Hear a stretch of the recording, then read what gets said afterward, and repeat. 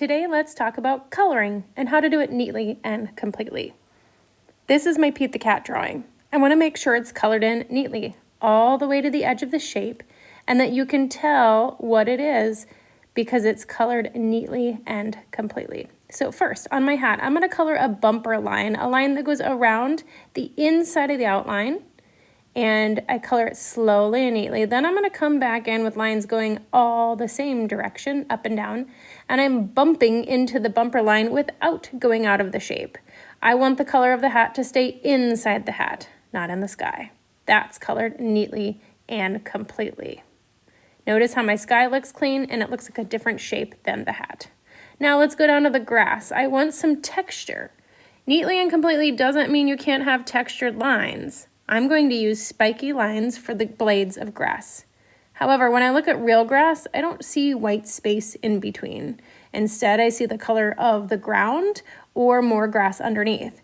So instead of leaving it kind of scribbly and empty and white, I'm going to come back with a green crayon. Again, I'm going to make this lighter green color around the bumper line and then fill it in neatly and completely. Look for any tiny white spots you might have missed and be sure to fill them in so it looks like real grass.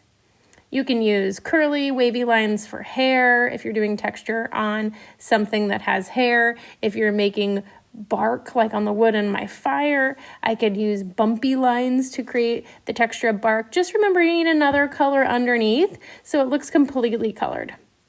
I'm going to make sure that I layer my two greens and I color all the way to the corners of the page, no white spaces left over. Now in the sky, I'm going to show you how to mix colors to make a sky. You could make it all the same color all the way down. You could leave white spots for clouds. It could be a sunny blue day with a blue sky. It could be a sunset. It's really your choice of weather and time of day.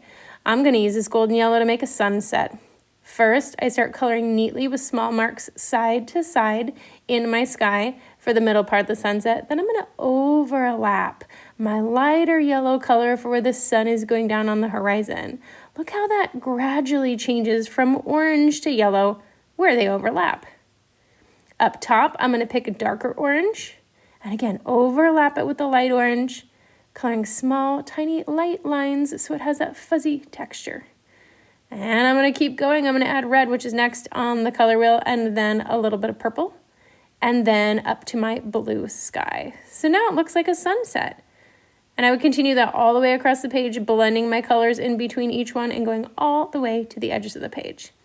I love how crayon blends. You can even make unique colors. Like on the tent, I might blend my green and brown to make it sort of look like a camo, neutral, dark forest green color. So color neatly and completely on your artwork today and make it your very best.